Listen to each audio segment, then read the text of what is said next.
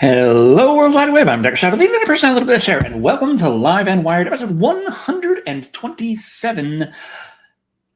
Hire me. Joining me is, under the veil in the chat, of course. I've been running around a lot, doing a lot of things. Been hacking up some tall grass near the house where snakes are hiding to try and make sure that my cats don't get hit by snakes at any point. Omelette du fromage. Oui. But I've also been running around so much doing so many things that I forgot to eat. So if you don't mind, I have myself a nice block of cheese.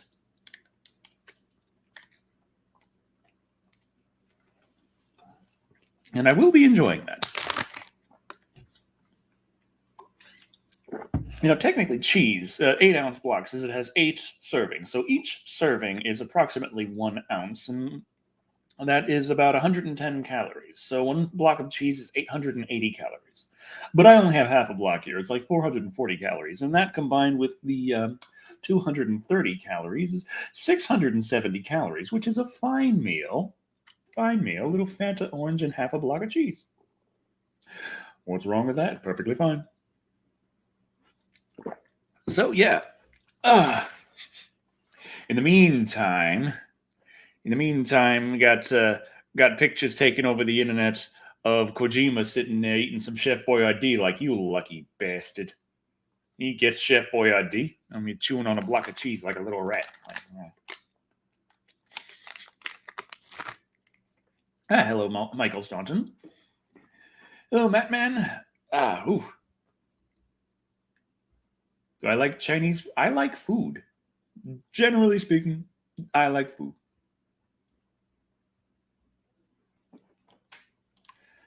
Snakes, a standard symbol on a. Oh, god dang it! Okay.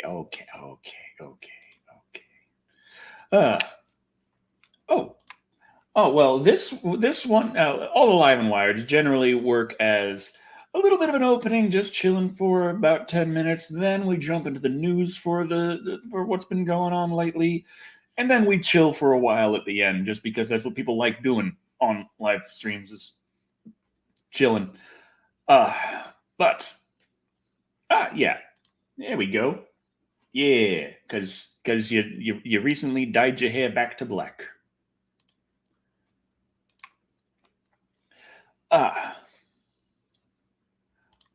Honestly, 30 viewing, I view that as like good anymore with how YouTube been treating me. It's just is how it goes. It's what it is. Lou is a bit upset because the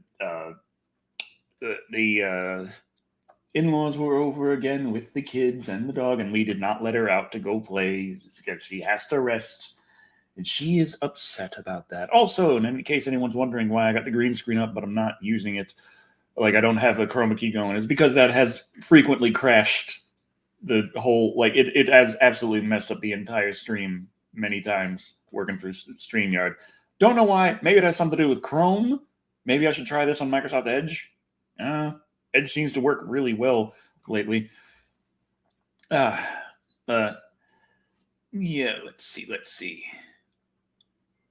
There's a game called Miasma Chronicles. It's actually really good if you like post-apocalypse XCOM game. Well, see, the problem is I tried playing XCOM, but it kept saying, I was like, 99% chance to shoot enemy. Miss. You lose. I just... Me and XCOM don't get along together very well, so yes, I did watch the PlayStation thing. There were some nice things shown, but at the same time, like I said publicly what I wanted out of the show before it went up, and I got practically none of that. The only thing that I got was that the access controller was seen for 2 seconds of B-roll. It was there on screen. It was technically part of the showcase, like there. That's all it got. But that's the only thing in my list of 3 things I wanted out of it that I actually got.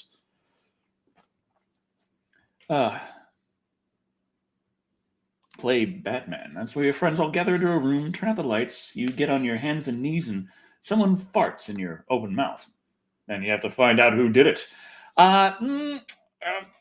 Fortunately, very fortunately for me growing up, I never had friends. So it seems like it's a lot less cracked up than it's been made out to be. Oh. What?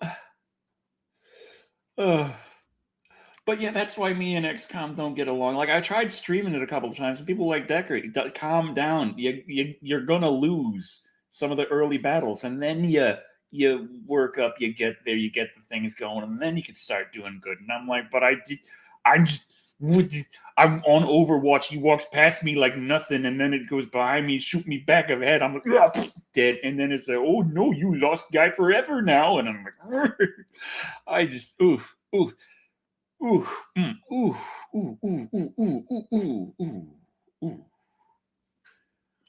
Yeah, I played a bit of the Diablo 4 stress test, and I really like what they did with the skill system. It's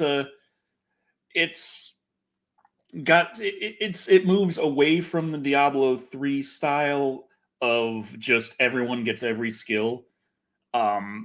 And you can actually specialize in certain builds now.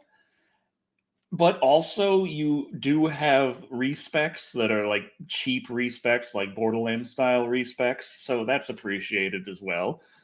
So, but Necromancer, of course, I didn't get to play too much, but it was interesting what I saw in the Necromancer builds.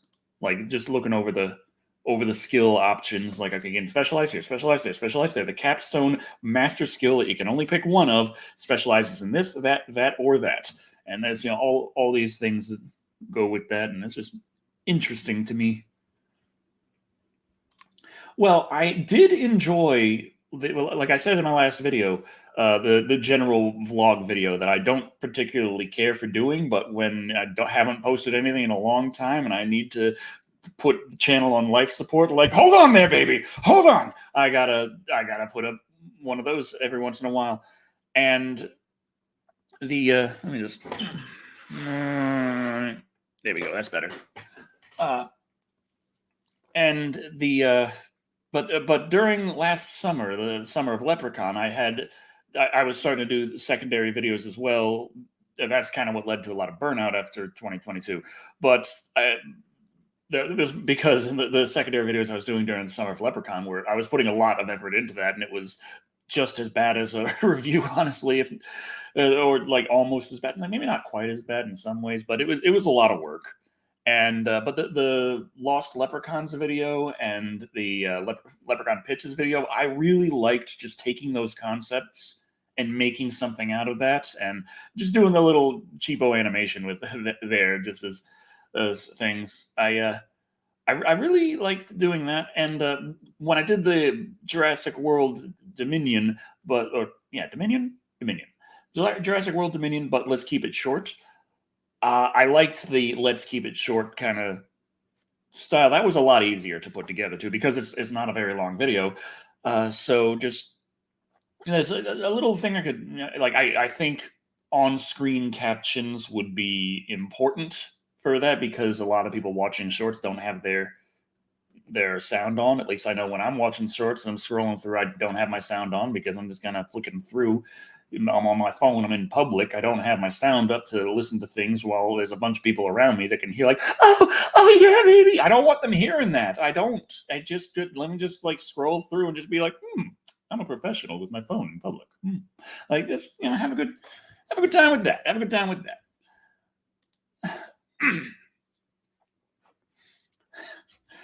Gelatinous World Dominion. That's what I was watching in public. Oh, Path of Exile, it doesn't have respec, like, at all? Or like, do they have it like where it's so limited, like in Diablo 2? Though Diablo 2 didn't launch with respecs. But when they added respects to Diablo 2 in a later patch, it was you get one per playthrough. And you get it like right at the beginning, so it's very easy to accidentally waste your first one not knowing what it is if you're a new player. How's Lou? Lou is doing better. She's got her energy back. She's eaten today. She's had her bowel movements, and yay, good. Her belly hasn't bulged weirdly like it did when her intestines were coming out and stuff. So that's another very, very fortunate thing.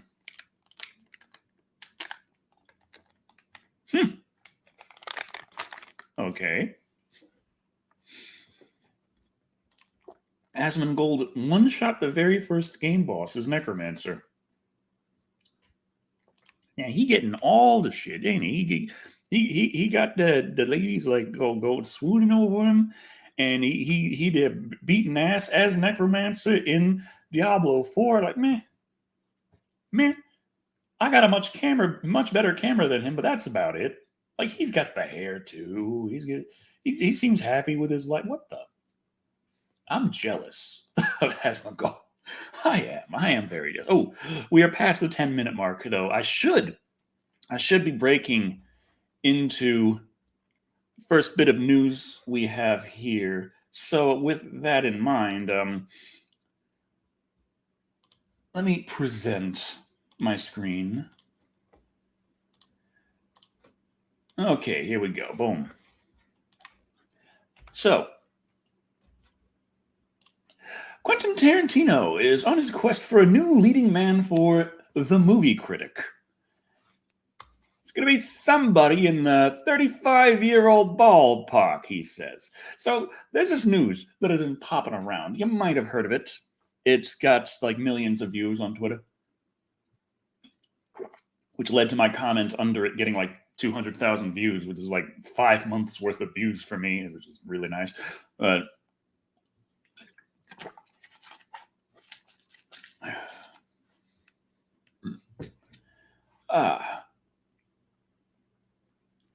So let's see.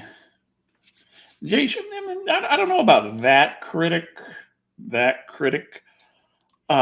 not that critic movie that Tarantino wants to do, but he wants to do a movie with someone he's never worked with before, someone in the 35-year-old ballpark for the Movie Critic. So everyone is excited about Quentin Tarantino's last film, The Movie Critic, which was announced recently. While many expected the feature to be about film critic Pauline Kael, the filmmaker told Deadline at the ongoing Cannes Film Festival that the feature is based on a man who wrote for Pornographic magazine.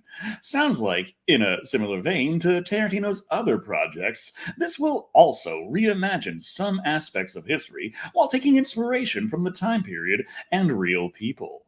Per the director, The Movie Critic is set in California in 1977 and is based on a guy who really lived but was never really famous, and he used to write movie reviews for a porno rag. The inspiration comes from Tarantino's teenage job, where he would load pornographic magazines into a vending machine and empty quarters out of the cash dispenser. He explains, all the other stuff was too skanky to read, but then there was this porno rag that had a really interesting movie page. The director is keen to keep the name of the magazine as well as the writer under wraps, but reveals that in his movie, the magazine will be called The Popstar Pages. Speaking of the writer, he revealed he wrote about mainstream movies and he was the second-string critic. I think he was a very good critic. He was as cynical as hell. He further explains his writing, saying his reviews were a cross between early Howard Stern and what Travis Bickle, Robert De Niro's character in Taxi Driver, might be if he were a film critic. We'll have a new leading man in the Movie Critic. I'll describe the film column as think about Travis's diary entries. He elaborated, but the porno rag critic was very, very, very funny. It was very rude. He cursed. He used racial slurs, but his shit was really funny, and he was rude as hell. The filmmaker has finished his research and will be back in Los Angeles later this month to start pre-production, and then I want to start seeing who else is out there. So, yeah, everyone's wondering, like, who could it be? Who could be Tarantino's critic? Who out there? is around the mid-30s, could maybe act as a movie critic. The kind that you'd read about in a porno rag. Who never really got that famous. Who? Who could it be? Who will Tarantino choose? Hence the name of this episode of Live and Wired. Hire me. Ah.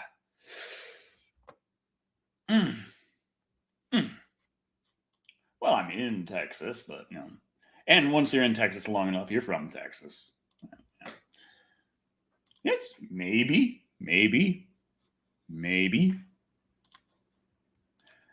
The movie critic, after he hires me.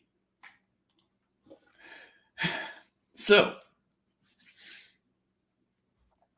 we're talking about the movie Tarantino.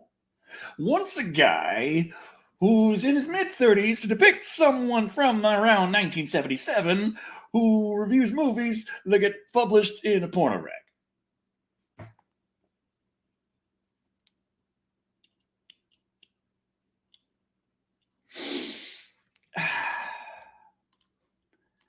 I don't need be bald. 35-ish. Maybe he could also fit the bill. I mean, honestly, writing movie reviews and ending up in a porno rag sounds like it'd fit him a little bit better, actually. Now that I think about it, but we gotta remain focused. It was me, hire me. Oh, right here, right. Lou, you want me to be in the movie? I can review the movie after the movie's done, and I can tell Tarantino the movie sucks. And I'll be allowed to because I'll just be an actor. I'll just be reading the lines and doing the performance as directed by the director. So if I don't like how it came out, the fault would be more with the director. Yeah. I'm 39, but everyone says I look young, so he's like about 35. I'm like, I could pass. Absolutely, I could pass. I'm going to be 40 in July. Like, that's how 39 I am right now, just so you know. You give it to 2 months and 1 day from now.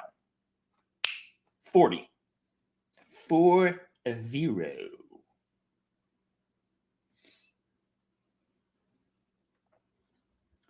I haven't heard from him yet, but I mean, there was no "don't call us, we'll call you," so I might just call him up like, "Hey, Quentin. So, did you lose my number? I've been having trouble with my phone lately, so I understand. It's perfectly fine, Mr. Tarantino. I just got to get this job. Like, YouTube ain't paying as much as it used to, so this could actually be a really good opportunity in a lot of ways, honestly." Yeah, I don't know. I sit in front of a computer all day, watch a lot of movies, play video games. Love my dog, and my fiance, yes, her too. And I stopped drinking so much because I play a lot of VR and it gets in the way. So I don't know. I don't smoke, and I guess I don't really drink too often either. I'm just a picture of health.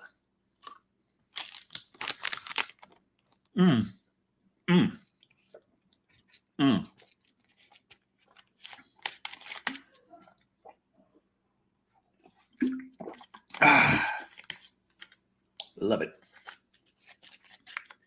But yeah, that does also bring us to the Live and Wired poll for today.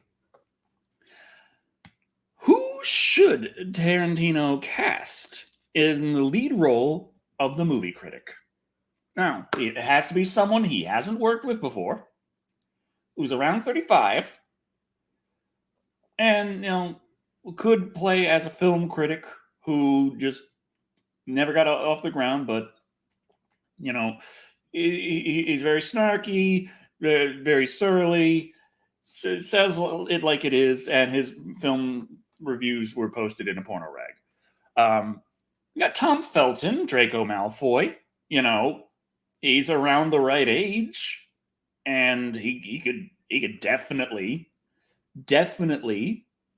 pull off. I have things published in a porno rag. I don't know if the movie critic thing quite so well, but he does seem opinionated enough. He does. So, there you go. There you go. In that same vein, remember the Weird Al movie where they hired Daniel Radcliffe. Daniel Radcliffe could also, he hasn't worked with Tarantino yet either. He's there. But as long as we're picking guys that would really piss me off if they got the role, that's Shia LaBeouf. Shia LaBeouf. Why not Shia LaBeouf at this point? Why not Shia LaBeouf? Hire Shia LaBeouf. Hire Shia LaBeouf to take this from me. Why don't you, Quentin? Why not take Shia LaBeouf? Why not say, well, how about? Oh, you actually want to pick guys who aren't big movie stars. You want to pick someone that out there, but you still want to seem semi-professional. So you're going to go for the internet, but you're going to go for the internet guy people know. You're going to go for the internet guy people know. You're going to go for Doug Walker. How about him? Could he be the movie critic of the movie critic? He's about the right age as well. Yes, he is. And the last choice, of course, would be this Decker Shadow guy, if you've heard of him. So that poll is on the community page on YouTube. I'll be sharing the link out in the chat momentarily. And there it is for all to see. And all who don't have access to this chat can just kind of pause. And actually, I could go on Twitter. Real quick because this is broadcasting out to Twitter, and unfortunately, I don't get the Periscope messages, so I'll just look at my own Twitter, and I will post the comment myself in. There it is. Boom. Boom. Boom. Send now. Yes. Okay. There we go. I got the poll link posted on Twitter. I'm the only one viewing on Twitter right now, looking at it myself. Okay. Well, there's that.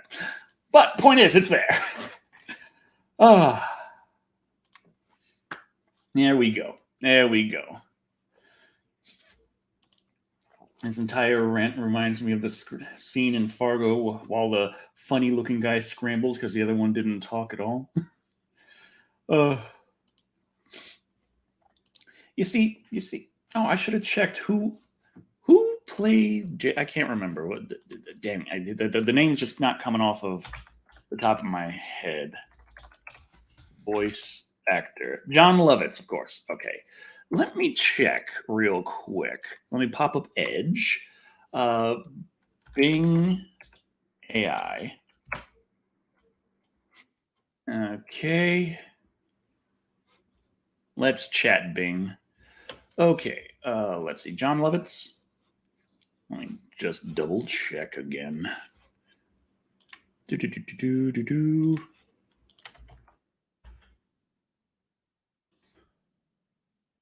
don't know. Okay, boom. Let me just copy paste. Make sure I spell it right. Okay, let's see. This is very useful for when I'm trying to make sure. I could just search for John Lovitz's filmography and go to check every single thing, see if Quentin Tarantino ever hired him, or I could just go to the Bing AI search engine and be like, has Tarantino ever worked with John Lovitz? Okay, give me the results. Okay. Tarantino told a story about John Lovitz who was surprised to see it, a personal friend in the movie Pulp Fiction. Okay.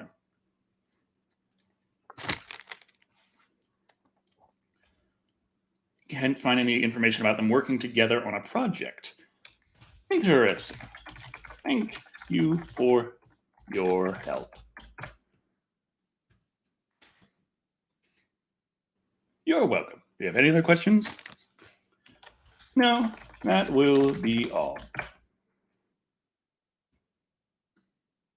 All right, then. Have a great day. Always be polite to the AI, just in case. just in case. Oh, no. No. Please, no. Chris Stuckman doesn't belong in a porno rag. No.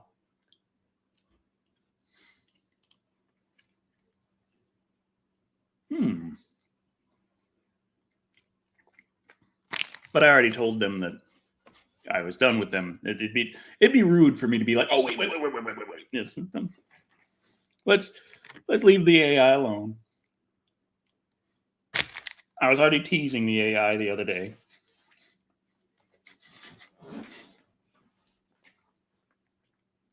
What am I eating / drinking? Oh, just some Cabo Vermont style extra sharp cheddar cheese and a Fanta orange. Which reminds me, weird thing I found out.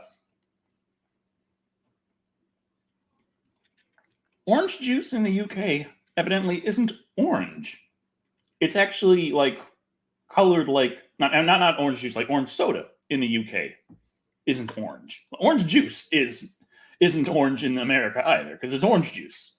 But orange soda in the UK actually is colored like orange juice. It's yellow. Weird. It's orange soda. The soda is orange.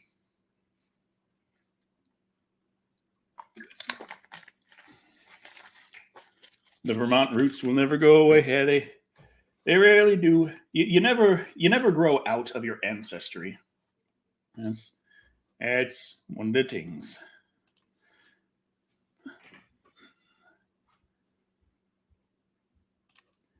Made a point of not always being the #1 sought after video, but you're missing the point. People are watching and enjoying good time.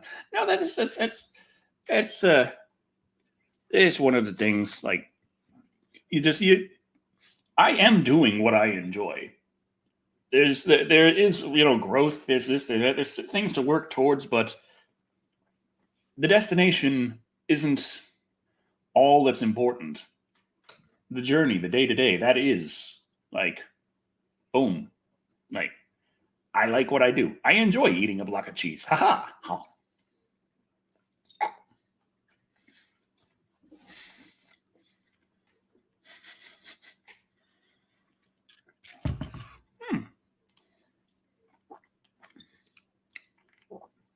Yes. So that's another thing. Like the little side videos. I enjoy making. I enjoyed making the Lost Leprechauns video and the other things there. I enjoyed making the Let's Keep It Short. It was an interesting little thing. Now it'll lose its novelty over time as I make them more and more and more. But it's not just the novelty of making videos that I enjoy about it. So yay. Oh yeah. That is true.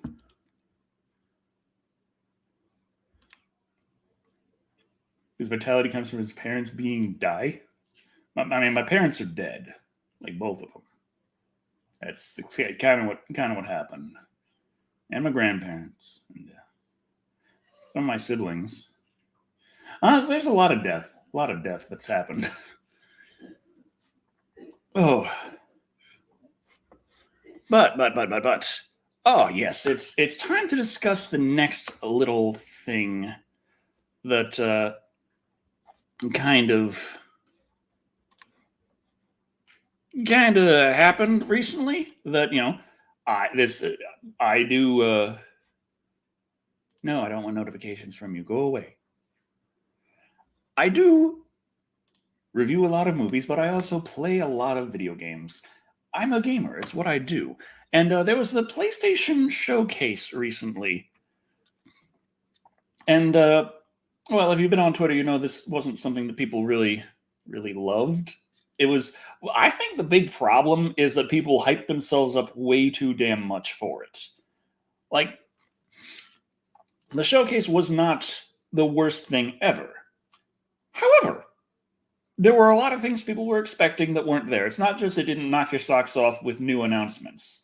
There were new announcements, but they were games as a service games that nobody is excited for. And there were things that people saw as like absolute locks. They're definitely going to be there, that weren't. And it left with like a whole bunch of multiplats, a lot of games as a service games, and then like the big games were ones that we already knew, that were already announced, like Final Fantasy 16 and Spider-Man 2. That's pretty much that. Fair Games was how it opened up, which is a games as a service heist multiplayer thing. That's a CGI trailer. Woo. GTA 6, that was something that was rumored that was going to be shown, but it wasn't a very reliable rumor anyway, because people were saying like, oh, well, it's going to be PlayStation exclusive, and it's like, you have any idea how much Sony would have to pay Rockstar to get that kind of deal? A lot. They don't need Sony's money that much. So, I don't know. The MGS3 remaster, the remake of Metal Gear Solid 3, Metal Gear Solid Delta, Snake Eater, that's coming. But of course, Konami and Kojima have had a very ugly breakup. So I'm certain that Kojima is not going to have anything to do with MGS3 Delta. So how is it all going to come together is going to be interesting.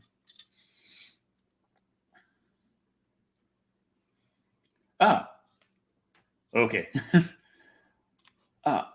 Is there any movie I want to re-review?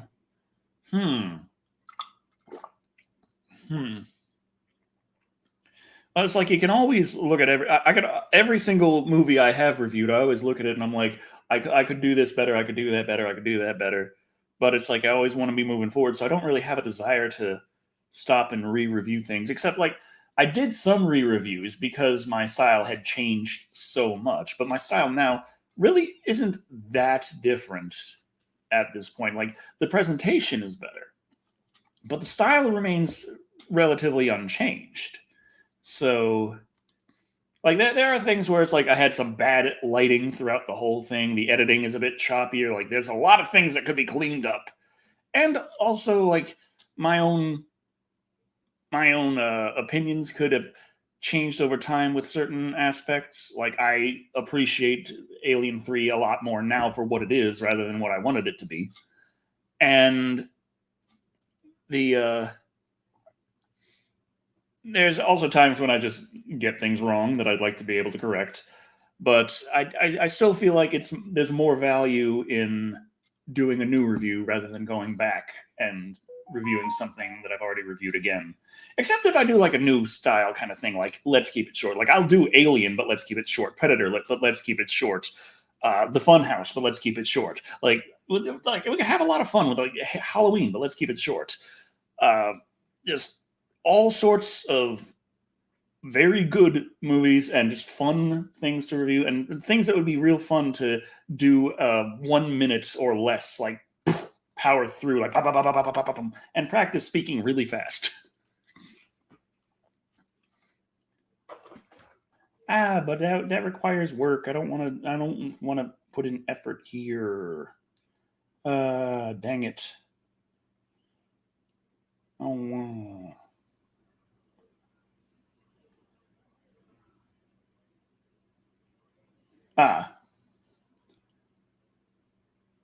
It is.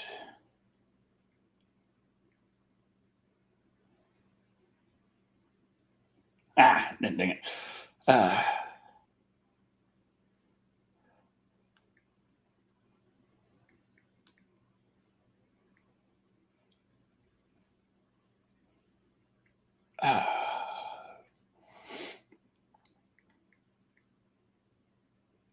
There we go. There we go. Okay. How often do I wash my hair? Do I use conditioner? Yeah, a lot. You don't have to just use conditioner. You have to use conditioner right. You got to let it sit in for 3 minutes and then rinse it out. Some say use cold water. I don't hate myself that much. But then, of course, you do the extra, like the curl cream over like everything else, like boom, boom, boom, after the towel dry, and like squeeze down and squeegee out as much water. And then the curl cream, rub that on the hands to spread it out, then pat it around, pull it through, and then brush it through again, and then sit outside in the bright Texas sun and just let it all dry that way. It's a lot faster than trying to use a hairdryer, I'll tell you that. Okay. All right, so that's all my cheese and all my stuff. So, talked about one of the games. Foam Stars. This one is something that is like, I got some opinions on, because Square Enix is making a games as a service Splatoon ripoff. It's kind of like if you take Splatoon and you merge it with Overwatch, and it's made by Square Enix, I guess. But I feel like this one is one of those times when having a trailer for it is probably the worst thing they could have done. Because if they just didn't let anyone know this exists, and then they just drop it one day, like Apex Legends style, people will download and try it and be like, oh, I've tried this, that, and the other. It's certainly going to be free to play with microtransactions out the ass. But instead, it's like, hey, check out Foam Stars. You like Splatoon? Well, how'd you like a bastardized version of it? And it's like, huh? What? It might be okay, but I don't know. Metal Gear Solid Delta being made. Marathon, Bungie, they had a CG trailer for that, which, okay. This thing. Fucking Project Q. Which, this is funny to me because I was saying years ago that this is actually something that Sony should think about doing. The problem is, I was saying this years ago when Sony was facing off against something that most people weren't seeing as a threat to Sony, but I was seeing as a definite threat to their dominance in Japan with the Nintendo Switch and the mobility factor of it. And I was saying back then that, hey, they should maybe make something that just streams from your PlayStation, so they have the portability factor there, and that's not a big advantage Nintendo has over them. And then they make this 6 years later, well past losing all that market share to Nintendo, and after many, many more devices have come out that you can use for cloud gaming, but it's not cloud gaming only, and it really feels weird. It's like, okay, they got earbuds as well, like wireless earbuds. Spider-Man 2 looks nice. Looks like Spider-Man. And then they got the everything else list here. A lot of third parties. Phantom Blade Zero looked pretty awesome. But the PSVR stuff kind of annoyed me. Like, they got Arizona Sunshine 2. That had a CGI trailer. For some reason, a lot of people said, the graphics look really good. It's like, yeah, it's CGI. There's no gameplay yet. There's none. Now, I did enjoy Arizona Sunshine 1's gameplay, but I absolutely despise the protagonist. And guess who's back? He's still here. He's still calling every single zombie he sees Fred because he thinks it's the funniest joke ever, and the whole reason no one's laughing must be because they haven't heard him yet. So he's got to repeat it again and again. And no, it's not that they didn't hear you. It's that they're fucking dead. Excuse me. But he's got a doggy now. He's got a little virtual reality doggy. So, how long do I think VR games will have stories like normal AAA? Well, see, that's kind of the thing is, I really feel like VR, the medium has such potential, but nobody is even coming close to trying to push it. And Sony is in the position where they really should. It's their platform with their hardware. And they have game studios who can merge all this together into something fantastic. And what have they done with it? Horizon Call of the Mountain. Here, why don't you have this little 6-hour general kind of like tech demo experience? $70, please. No, like VR has a lot of potential, but it also has a lot of hurdles. Expensive, and no one wants to have to strap something to their fucking face to play a game. People don't want to do that. I've enjoyed it. I like virtual reality. I enjoy the experiences it gives, but this is like, say if you have, your plays, your stage plays, and then someone invents movies. They invent the technology to make movies, but you're not getting movies. You're getting, usually, like, you just get people filming stage plays, and then they play the movie. Now, the stage play is superior to just watching a movie of the stage play, although the movie can be convenient in some ways. Generally speaking, though, the stage play beats the hell out of it.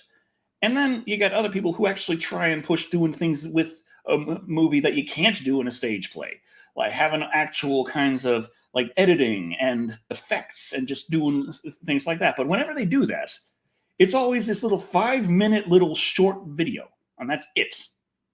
Like that's what you have. Is like you got your 5-minute little short videos of it, or your film stage play, or the big game stage play that you can watch and enjoy and have a proper kind of situation with. That's kind of how I feel with VR games versus flat screen games.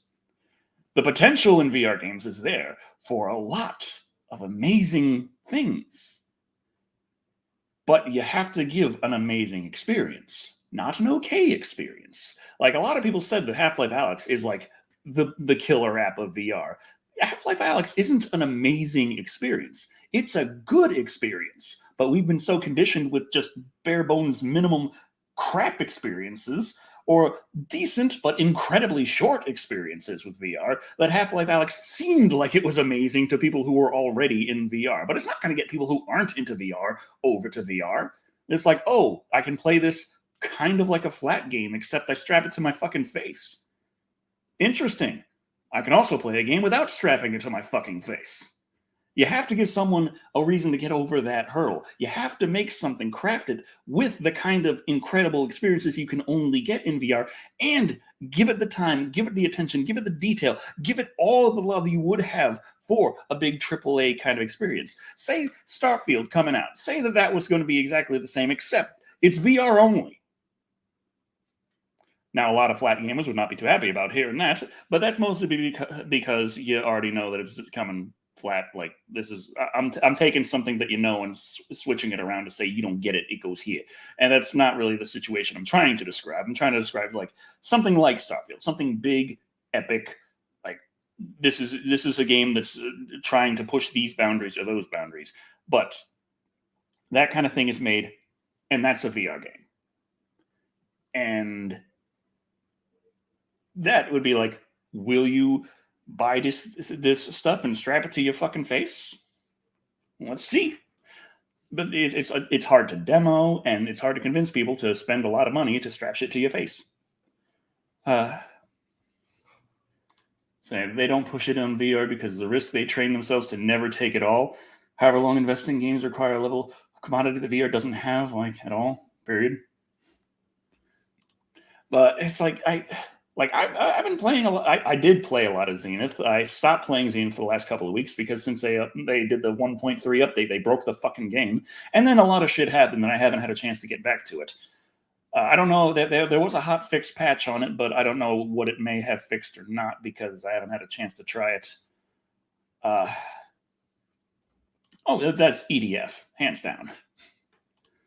But yeah, it's like, you need to make not just a great game, you need to make an amazing game to sell people onto VR.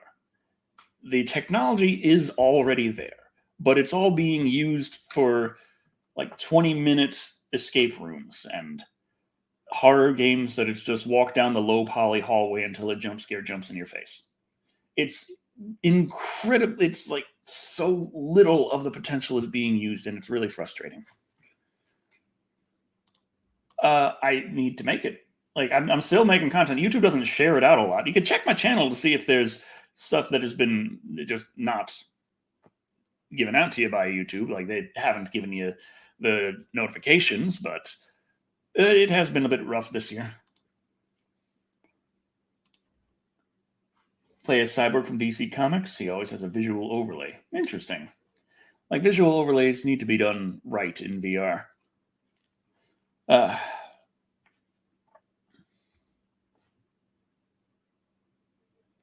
As someone who doesn't have a VR and I have a friend who has a VR, he said it's not worth it. I got lots of VR. I got VR out the ass.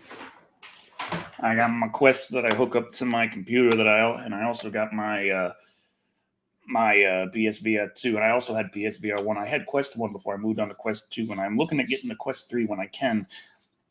I've been playing the PSVR 2 more often. But on PC, it's a bit easier because you have a lot more options. But PSVR 2 is the walled garden, and the garden is smaller because the PSVR 1 stuff is not backwards compatible. And it's just that's the one thing that I really wanted to see in this showcase personally was like that was one of the big things was I wanted to see that Sony was putting together some kind of big AAA first party experience. Like we are standing behind our thing. Because it's like you go on the PSVR 2 Reddit and everyone's like, oh, there's another guy complaining that it didn't have 50 AAA games day one. It's like, no. What the fuck is the roadmap? Because as far as I can tell, it's desert forever. There's nothing announced for this fucking thing. Zero. Sony has made this thing, and then they're like, other people make shit for it. It's like, this is your system. This is your system. This is your accessory. This is your future. These are your studios. Make something. Just what? Call them out, and that's like the fucking only thing. Then you got the VR mode in GT7, which is great, but like Gran Turismo 7 was already out, and this VR mode's being tacked onto things. What else is coming? What? Well, that depends on the game, because I all I need to do is sit down with a controller in my hands to play Gran Turismo 7 in VR. Like that's it all depends. But I'm getting sidetracked and spending a lot of time talking about a lot of things. We're getting almost close to the 50-minute mark. Oh boy. So one thing that happened recently that you might have missed is that Twitter has now made it so if you are a Twitter Blue subscriber, you can upload videos up to 2 hours long, which is kind of like Twitter's moving towards that idea of being like X, the social media. It's everything. Now, every social media tries to do this kind of. It's sort of like with YouTube is a social media. They tried to integrate Google Plus into it to try and become Facebook with it in a way, and it did not work out for Google. And it's just the Twitter is in a similar kind of spot. They're very good at being Twitter, but they want to be everything. And in one sense, that does mean it adding the up to 2 hour videos makes it a better YouTube alternative than pretty much every single YouTube alternative that has ever tried it before. But it's still Twitter. The brain chip for fast track for human trials. That's concerning. I just don't really like the whole fast tracking thing. Like, things will happen. Future's coming. But last time things were fast tracked, it didn't end too well. This is why you're not supposed to fast track things.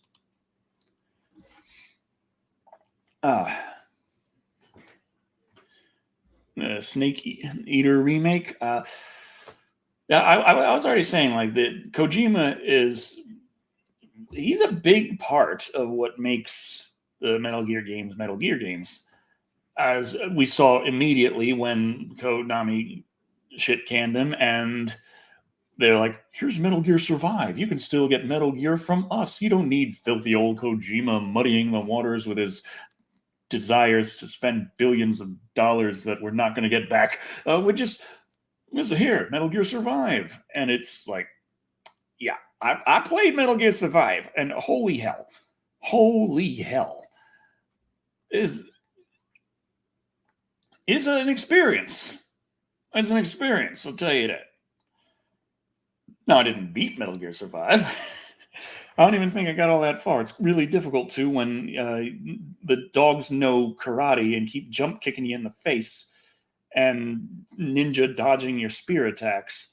And then you start like dehydrating and you keep getting sick because all the water's dirty, but you can't get any clean water because you need to get to like level 15 before you're allowed to make a water purifier. So,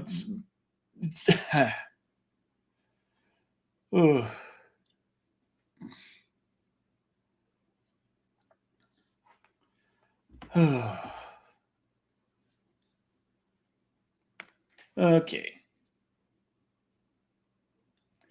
It's a random game dev. I'm not sure which developer it is, but the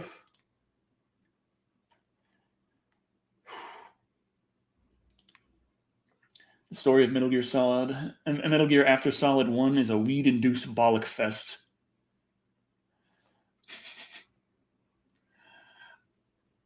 Yeah, God, I remember Metal Gear Solid 2's story, just, well, parts of it. And it was like, okay. There was a lot of fucking going on in the Emerson house, just saying.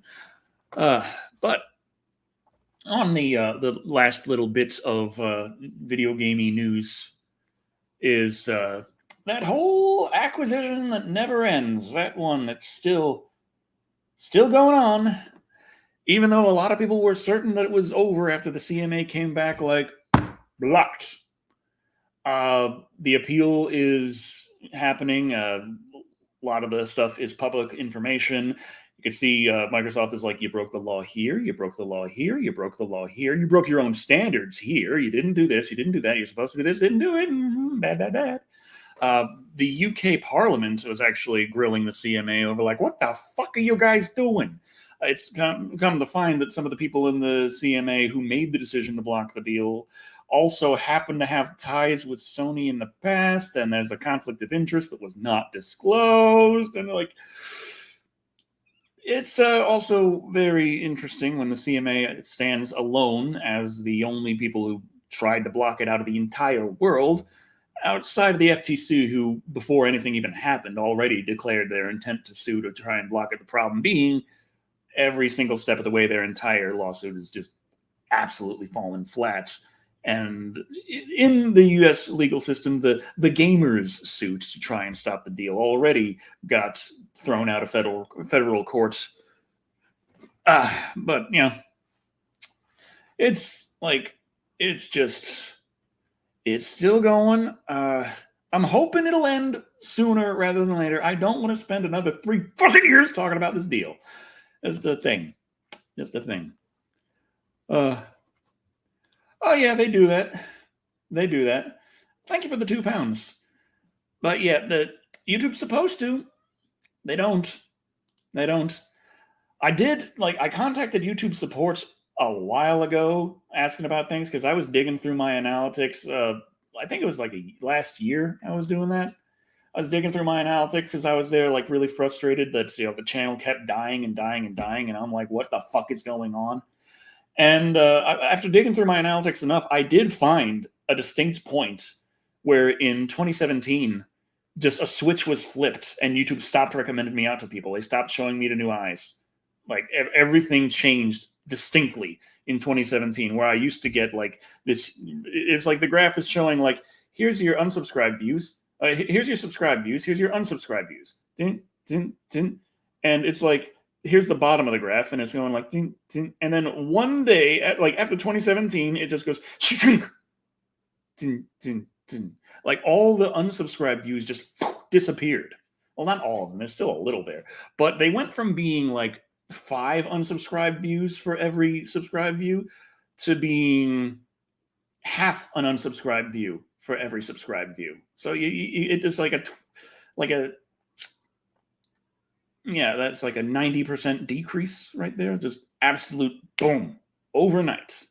And so like I directly asked YouTube support what's that about, and they're just like their response was like, oh, that's just what happens with numbers sometimes. They just look like that. So you stopped having unsubscribed viewers. Well, that's because everyone watching you subscribed. Congratulations. Like they're just pulling off some bullshit stuff that does not match the numbers that I was looking at or showing them, and that's the part when I realized that YouTube support does not exist to try and solve problems you have. They exist to try and convince you that you're not having a problem. The problem they're trying to solve is that you're upset, not the things fucked up in your channel. That's working as designed. Oh yeah. Oh. Oh yeah. Oh yeah, that I lose a certain amount of subscribers every time I upload as well. Not 100. And interestingly enough, despite the channel size, I don't lose 100 every time. But every single upload I do, there is like boom. I think it's about 20. 20 I lose every single upload. It's like post this, boom, 20 gone. Like within it used to be like immediately, but I think it made it a little too obvious. So now it's like over the course of about 2 to 4 hours, like, but it's consistent, like 20, 20, 20, 20. So it's, yeah, that's one reason why I'm like, I am going to be uploading my new reviews to Twitter as well. Like, may as well grow my Twitter presence and have something like that going. Yep. Pretty much. Pretty much. I'm possibly at random. According to YouTube, that they sometimes may, because they couldn't deny that they were unsubscribing people. They did deny for a while, but enough people were like, "No, you're definitely unsubscribing people. Look here, here, here. Like we can cause it to happen. Like, oh look at that. Look, it happened." So yeah, YouTube unsubscribed from the channel twice. They're still they do that like to act. They say that they do it to inactive or dead accounts and such, or people who've just stopped watching you anyway. And oh yeah, and then people somehow get subscribed to people they never watched as well. Like the YouTube subscription like finagling is really interesting. But also YouTube unsubscribed my mother-in-law from me twice. So like she's like watching everything I post and she's sharing it around. She thinks that I'm great, and I'm like, okay, it's thanks for the support, but it's a little weird. But yeah, YouTube's like, no, she doesn't love you anymore. And they did that twice. It's like, it's YouTube is just, oh yeah. Remember when Bungie slammed the fuck out of YouTube when they filed that lawsuit against the jackass that sent all the fake DMCA strikes, and how YouTube was a pain to work with? Yeah, YouTube's system was like so borked. This guy just took advantage of how broken their claim system is, and did they get Bungie's channel like suspended or removed for a bit, or just like they were going. They definitely got a lot of Bungie's videos taken down, at least temporarily, and YouTube was defending the claimants, their default position, but they were telling Bungie that the music they made, they don't own, because this random jackass with an email account that has a few words in it that sound semi-professional claimed it. So fuck you, Bungie. It was like, what the hell? Oh, don't we all? Ugh. Jesus. Well, it's easier to say that than to say the mother of the woman with which I am engaged. Though, of course, to be fair, I did try and make that sound as long and awkward as possible. Oh yeah. The Alice Madness dude, yeah, American McGee. He got hit for playing his game, and he sent.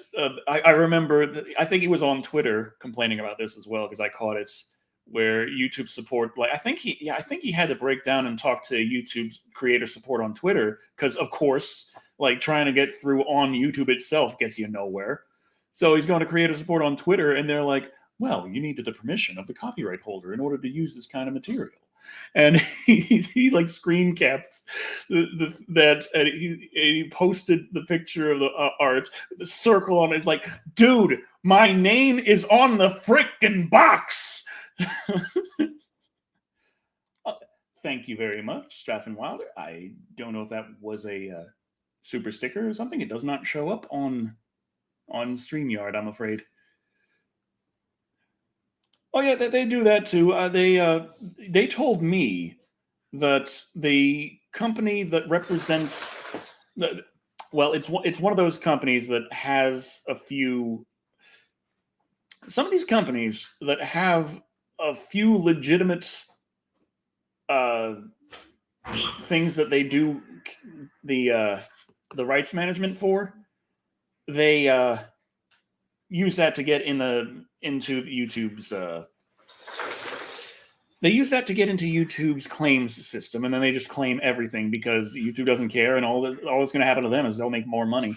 And the ones representing Elvira claimed that I used footage Elvira owned of Evil Bong. Couple things. Elvira does not own Evil Bong. Elvira licensed Evil Bong for a single episode of her own show. That episode came out over 2 years after my review of Evil Bong. So I had to be this time-traveling specific thief. Like, I travel into the future 2 years to steal Evil Bong, not from Full Moon, but from Elvira.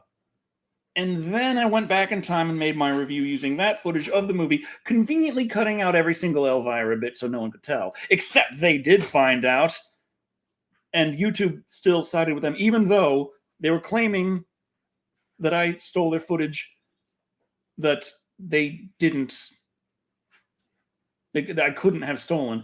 And then they explained to me that when they did that, they got the rights to the movie. It's like she didn't get the rights to the movie, she doesn't own Evil Bong. Full Moon owns Evil Bong. She had a license to show it in one episode. She does not own the movie forever. She can't sue everyone who's doing Evil Bong. It's not her. It's not Elvira herself. It's the people who are using the rights to her thing. Oh God, Charlie, we got.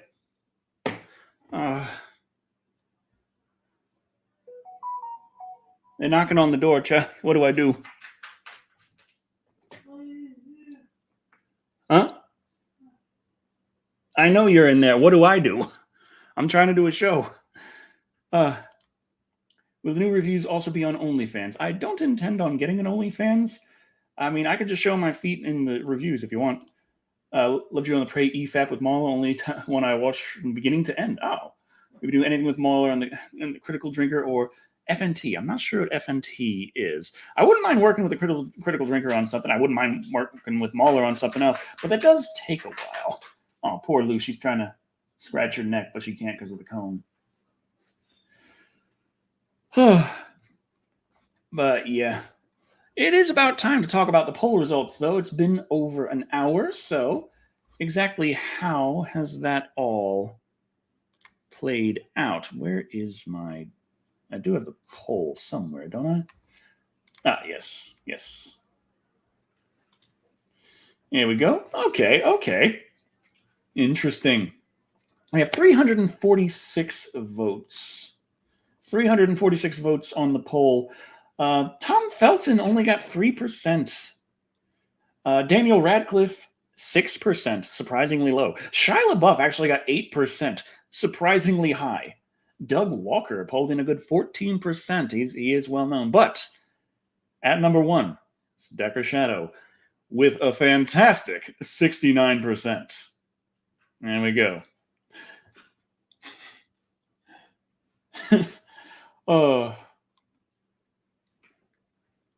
And seventh son of a seventh son says Tim Curry, but I think he's a little too aged out of that. And Simster Maker says Quentin should quit and go home, which they kind of have a little of a point there. But, still, 69. Nice.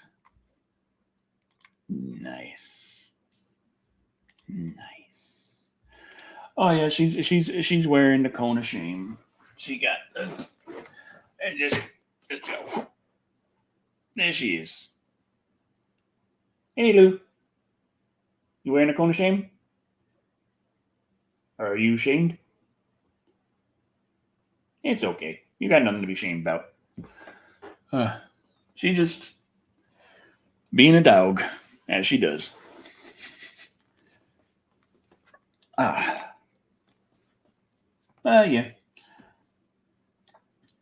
She's. You can see her spine a bit more and her hip bones. I feel like, but when she got her operation, she wasn't eating for a day, and then she had to go back like 2 days later. Well, like technically, she had to go back immediately, but we weren't able to get her back until 2 days later to get her patched up again. And then she didn't eat it for a day after that either. So it was like, and she was already a bit lighter after. I don't know. I'm feeding her, and she has eaten today, so that's good. She still has to have her dinner though. What review am I currently working on? I'm currently working on the Cocaine Bear review. Fortunately, I filmed it yesterday. I got a lot of stuff to do. I got all the editing left to do, but I also need to do the podcast, but that's just going to take an hour. But I also need to edit the creepypasta readings. So it's going to take Lou until about... I got to bring her back to the vet on the 4th of June in order to get the staples removed. And then it's going to be however many days after that to recover from that.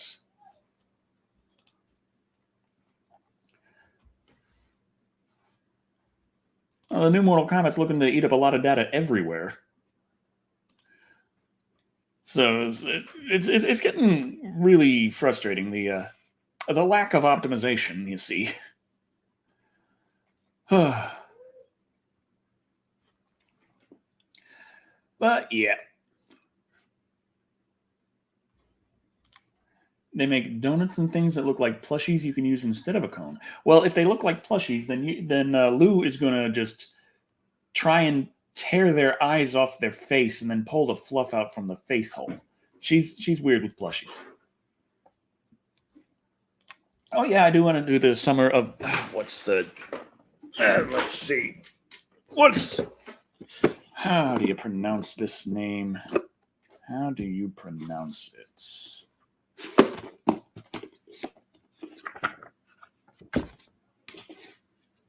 Do they have the name listed anywhere on this? No. Great. Of course not. They have the name in here. Mila Jovovich. Okay, I got to learn how to pronounce that correctly.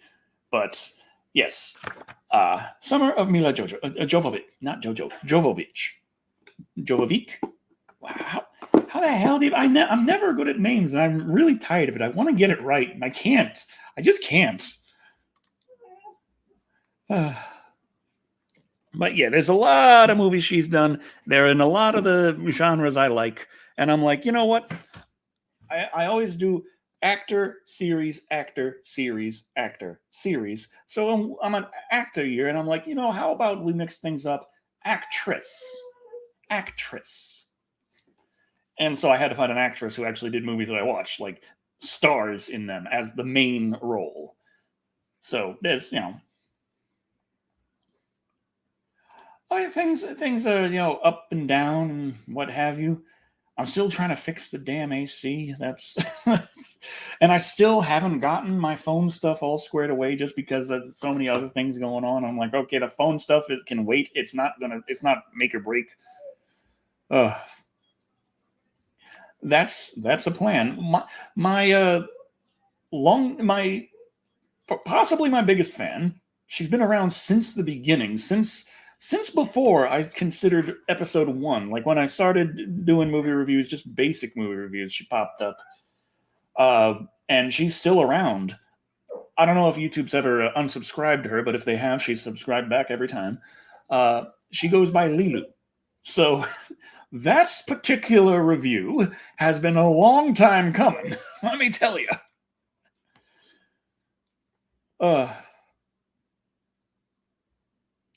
Well, yes, absolutely. They're never gonna stop making them. What are you talking about? They are never gonna stop. I know they say that they're working on the finales, but then there's talk about doing the spin-off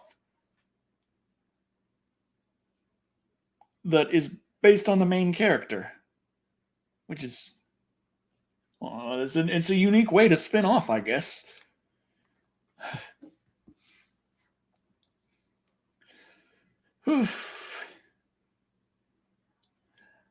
See, I did do a review of the Planet of the Apes live action series, but while that was 11 and a half hours of apes, for most series, that's pretty short.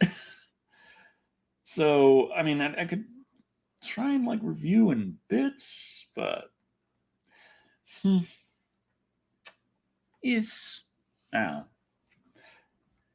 like sticking to movies, though. Sometimes it wouldn't be a bad idea to do a video game, because a lot of games I play, I'll still like. I don't know. There is story to discuss in video games. And there's that, like mini series.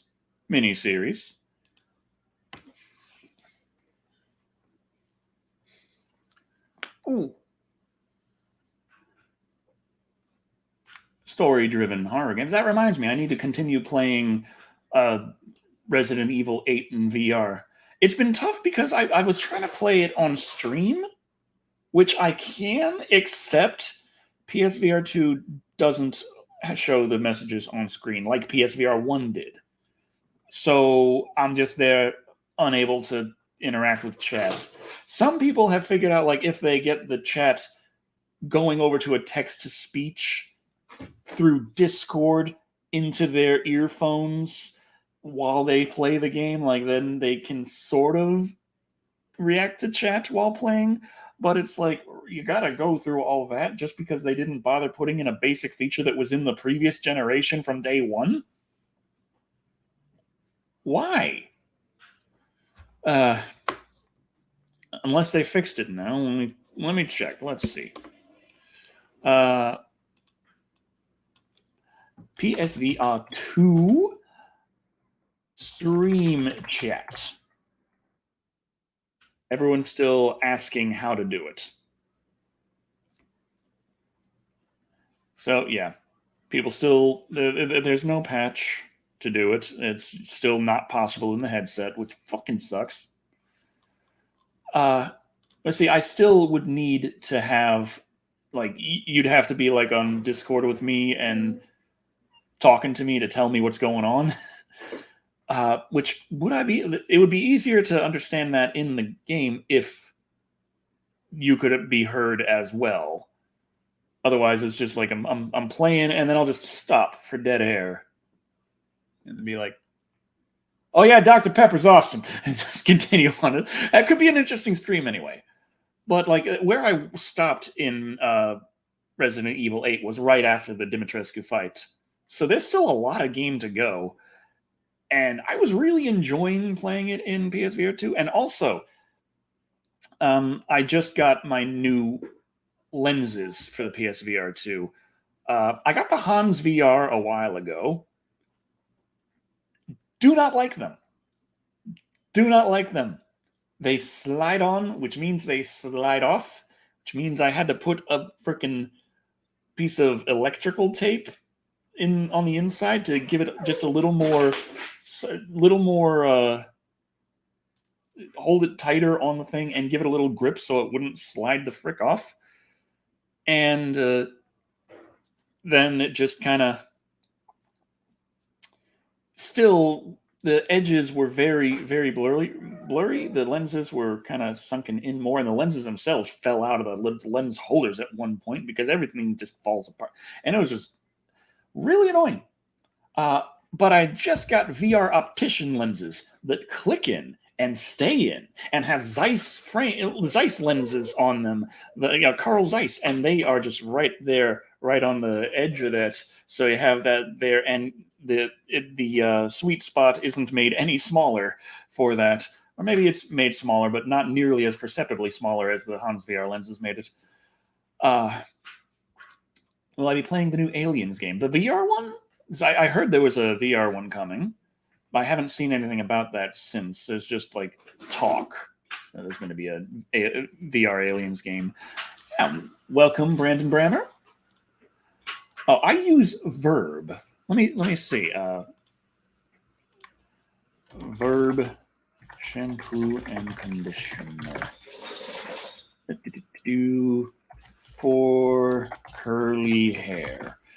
There we go. Verb curl shampoo. There we go. Okay, here we go.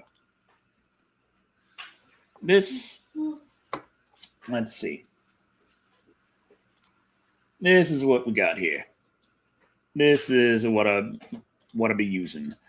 It's the Verb curl shampoo, the Verb curl conditioner, and then these two on the right.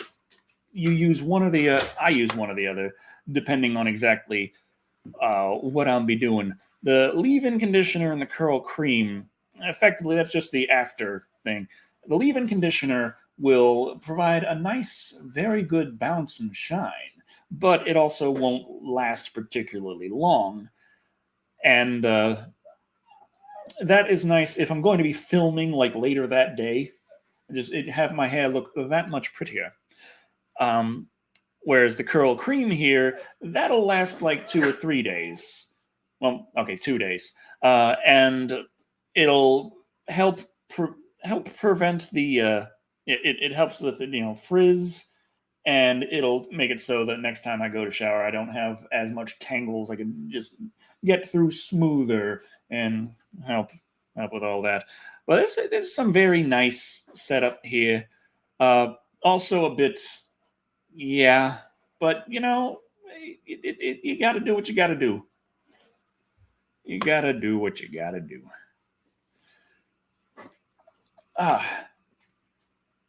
There's a squad-based RTS coming out called Aliens Dark Descent, and it's getting worked on by the same studio that did the Battlefleet Gothic Armada games. Squad-based RTS. That could be interesting. That also reminds me, one game that I recently got that I might want to do a stream on. Oh yeah, that's what I was about to talk about. The new Starship Troopers game. I played that on the desktop and I played that on my Steam Deck. And it runs on Steam Deck, and at first it seems really impressive, like, hey, this runs really well. But it is CPU bottlenecked. Not because like it's badly optimized, but because it's got a lot of stuff going on with a lot of characters on screen, a lot of physics explosions and ragdolling, and that's just a whole lot of CPU tasks. And the Steam Deck does not have the best CPU in it, so it's like normal kind of walking around. I'm there at solid 60 frames a second, like, yeah, no problem. Combat starts, it'll drop to 40 and 30. The big waves come, I'm playing at 12 frames a second on the Steam Deck. And that's when you find out that the right stick looking around, while it's very snappy and very, very good feeling at 60 frames a second, it's an amazingly good feeling game, at least if you're used to trying to play Redfall on a controller. God, they fucked that up. But the aiming in with the right stick feels really good in Starship Troopers. But it's tied to the frame rate. How far you move is tied to the frame rate. So when it goes down to the low teens and you're trying to turn away from the fight, it's like, ah! it's a situation.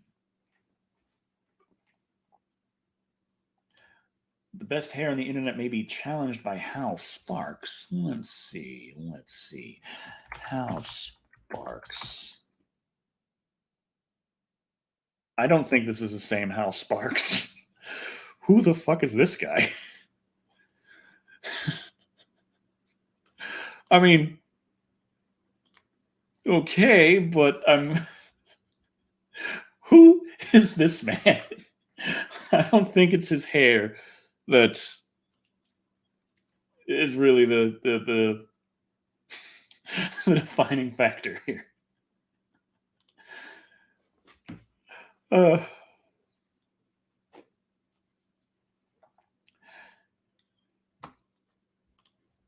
the cuff review. Oh yeah, that got hit with like I think it was like limited ads for violent content.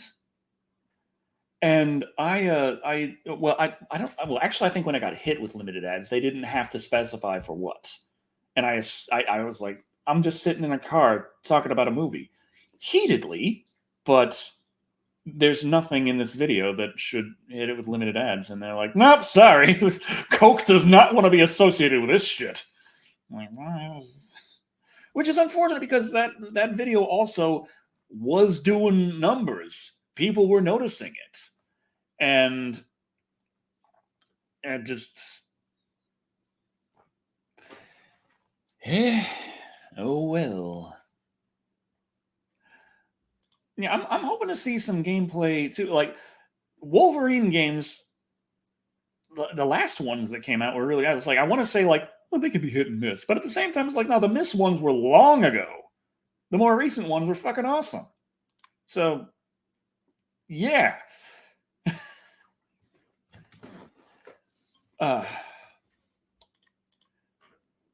Maybe I was. Maybe they saved people's lives that day.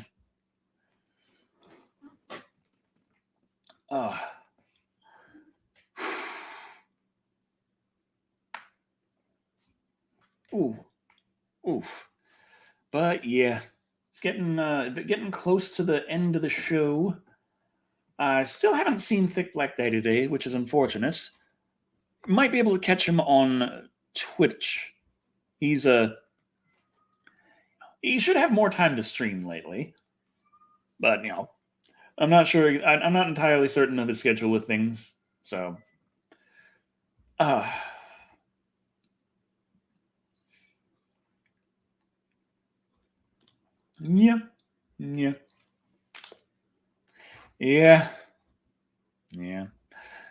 But to be fair, I've been cracking my knuckles since I was 12. Like, and it always is like my grandmother, like, don't you do that? You're gonna get arthritis. And it's like, am I though?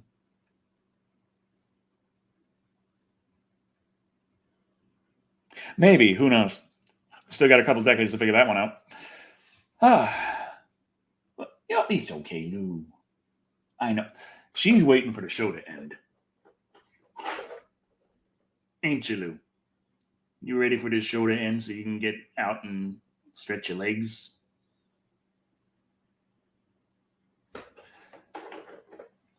It's kind of like saying your face will freeze like that. Like I didn't hear that for like making faces, but I did hear that for crossing your eyes. Like, don't you cross your eyes.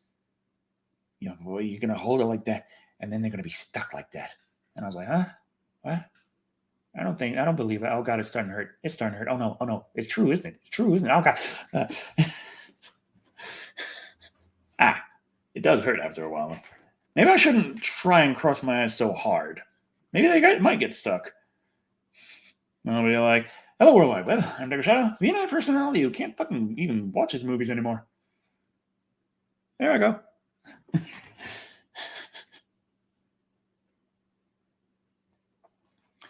Oh yeah, but yeah. What is going on? I want to get back to streaming more frequently. I need to get the podcast done. I was trying to talk to Thick Black Daddy about doing because one of the things on the Patreon is the podcast is supposed to be with a guest, but generally speaking, that hasn't happened because no one is joining me on podcasts. And then it's just the Decker Shadow complains about YouTube for an hour. So I don't blame people for not watching it too often. Uh, Doing the eye trick. Oh, is that the one where it's like the one like where I haven't been able to do that? Oh yeah, oh yeah. A Dr. Crack Knuckles on one hand for 60 years. Yeah, they were told that you're going to get arthritis, and he's like, "We'll see about that." Every day, next day, next day. 60 years later, he's like, "I'm fine." And the hands examined, and like no person out there like, yeah, there's, you know what I mean. Yeah, yeah, yeah, yeah, yeah. I don't know. I get frustrated when I catch myself like, oh no, it's 20 minutes in and all I've done is talk shit about YouTube. Oh god, I got to think of a topic fast. So let me tell you something else about YouTube. uh, cool. I'm in the most racist town in America. Actually, let me see if that comes up when you search for that.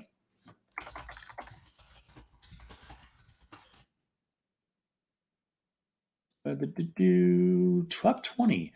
Oh, we got some options here. Here are the okay. No, no, no, no, no, no, no, no, no, no, no, no, no, no, no, no, no, no, no. Interesting. Interesting. Number 6, though. I've been there. And yeah, it deserves number 6. Uh,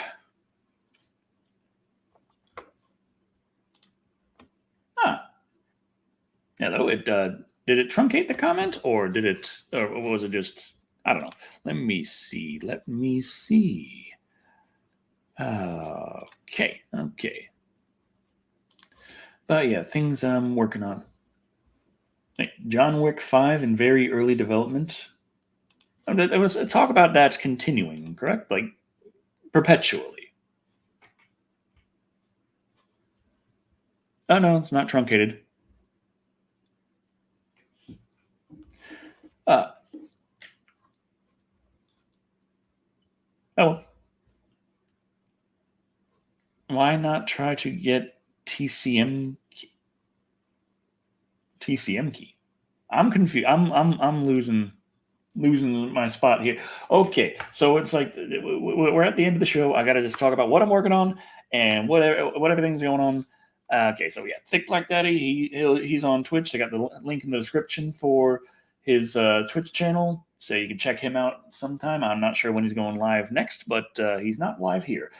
Under the Veil, her YouTube channel is in the description as well, and I am still working on the Cocaine Bear review. It is filmed. I just need to put it together, but I also have other things I'm working on. The Patreon stuff.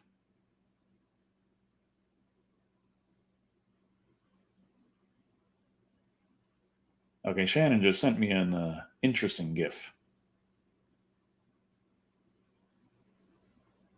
I'm going to show everyone.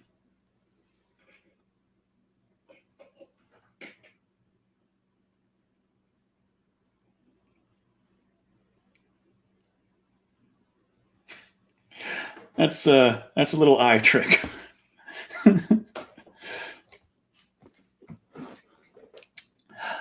But yeah, so the Cocaine Bear review needs to be edited, but I also need to edit the creepypasta readings. Where doing the Movie Critic creepypasta, as well as the third chapter of the narrative of Arthur Gordon Pym of Nantucket. I also am Crippled Poltergeist. Now that'd be Charlie. She goes by Poltergimp, though she has to work hard because most things don't allow her to use the word gimp. And she's like, why? And it's like, we need to protect the poor, helpful cripples out there. Like, I want to be called Gimp. Let me call myself Gimp. No. Can't do it. I'm taking it back. But, oh well. So, yeah, I need to record the podcast, need to edit the creepypasta readings. There's only a couple of days left in the month, so I got to do that soon. And then I can finish editing Cocaine Bear, hopefully by Wednesday. Hopefully. How long is that? That's the 31st, so that's before the end of the month. I hope. And I'll be posting the Cocaine Bear review both to YouTube and to Twitter to see how that does. The Winnie the Pooh Blood and Honey review actually did pretty nicely on Twitter. It got much more views than a Twitter post of a YouTube link usually would, and I got a few followers from it. So, yay, building that Twitter presence.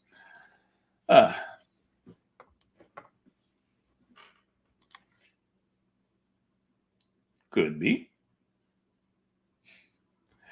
Oh god, yeah, that's always fun in the comments. Like when there's the people who are looking out for the poor cripples who don't have a voice for themselves, and then you come on in the comments and you tell them to go fuck themselves, and they're like, if you knew anyone who had to deal with the wheelchair ramps so profoundly, you wouldn't be saying such things. It's like,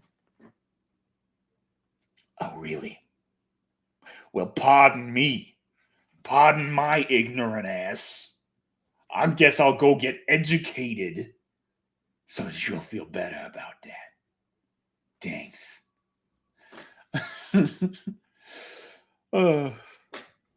Make the chair from silver bullet. Ooh. But yeah, that's the time we have for today. So thank you all for watching. I've been Decker Shadow. Under the Veil, you can find her channel in the description. And remember, work gotta get done sometime. Oh God.